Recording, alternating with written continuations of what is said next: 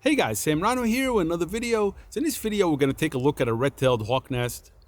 Now, I just want to say before we get started, I always get one of these days where I get a fly that's harassing the crap out of me all day, and today is no different. I've had this fly now follow me around for the last hour, harassing the crap out of me. I don't know what his issue is. I don't know if I owe him money or what his problem is, but anyways. So I first visited this nest about 5 years ago. It was right when I switched over to Sony from Nikon. And at that time, really, the only viable wildlife lens that was out there was the 100 to 400. And if you're looking at this nest, you're basically standing on this cliff and you're looking across the way into this tree that's pretty far out where the nest is. So I wasn't really happy with anything I was able to capture that day. And I honestly never went back and I totally forgot about it over the years. So now fast forward 5 years later, obviously Sony's got a ton more gear out and I'm much better equipped now. Have the A1, the 600 f4, the 200 to 600, the A7IV, many other Sony cameras, all the teleconverters. And I just picked up the A7S III, by the way, which you're watching me on right now. So I woke up one morning and it was pretty miserable out. It was raining, it was cold, it was windy.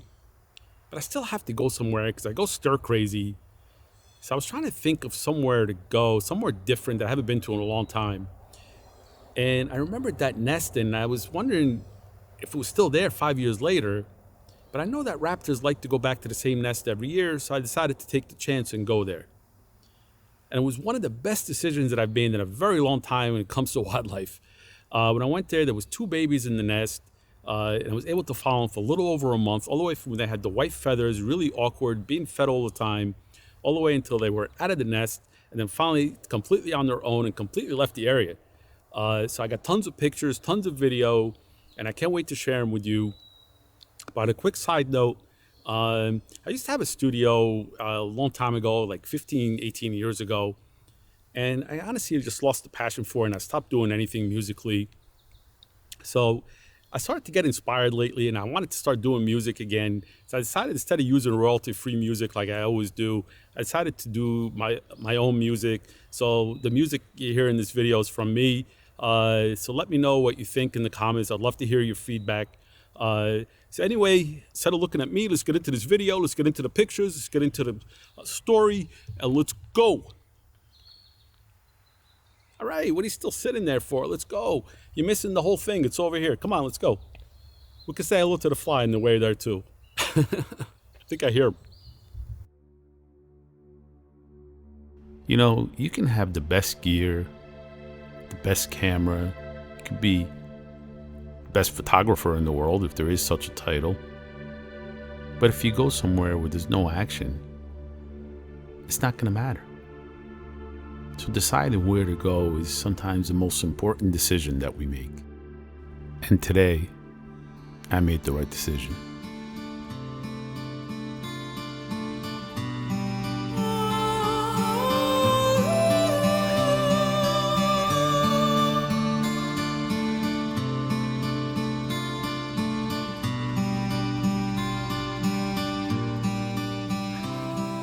You ever watch an incredible movie and you just don't want it to end because it's that good?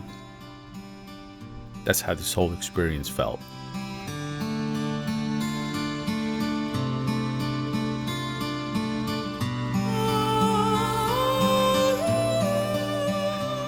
This weather's taking a toll on these birds. It's taking a toll on me too. I've been out here for a couple of hours now and completely soaked and my equipment is drenched. But none of that matters right now. I'm just happy to be here.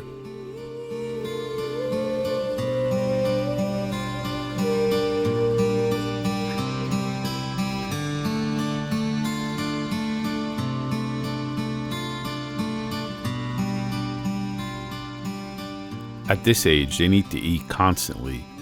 They pretty much eat and sleep all the time. And Mom, she never disappoints. She delivers another great meal.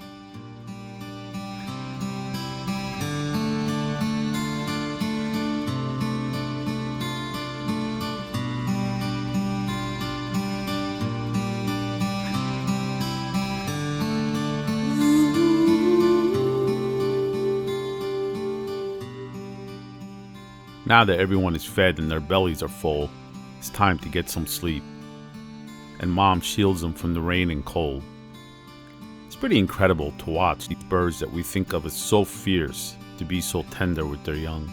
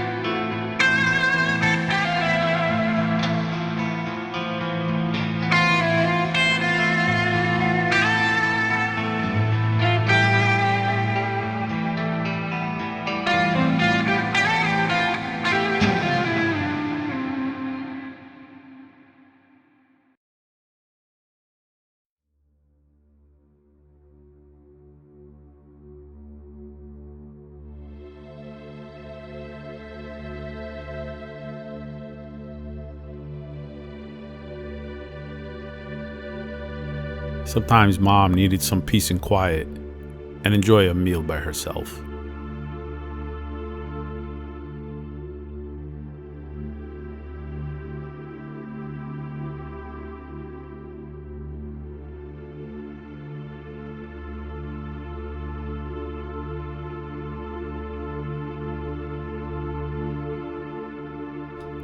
And when Mom went away, it was time to play.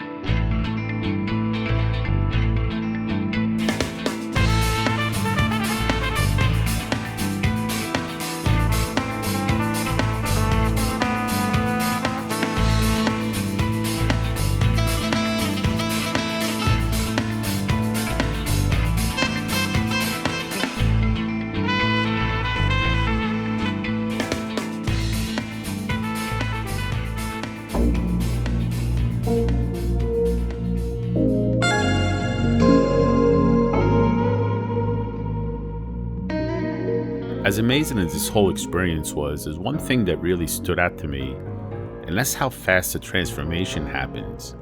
I would leave and come back in a few days, and they would totally change in appearance, feathers changing color, almost doubling in size sometimes in just a few days. It's really amazing to see. And then one day I came back and there was only one in the nest.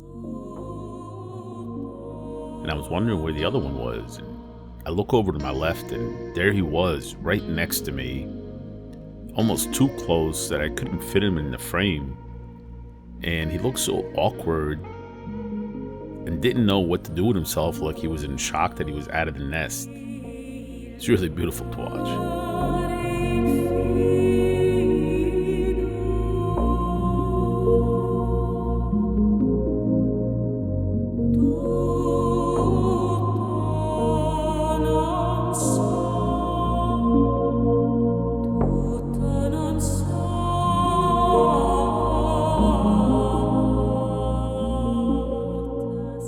Eventually, the second one joined its sibling, and they were both out. And it was kind of funny to watch them. They hung out together all the time. As excited as I was to see them leave the nest, it's part of me that was also really sad, because I knew this is coming to an end soon. It's only a matter of time before they leave the area away from people and be on their own.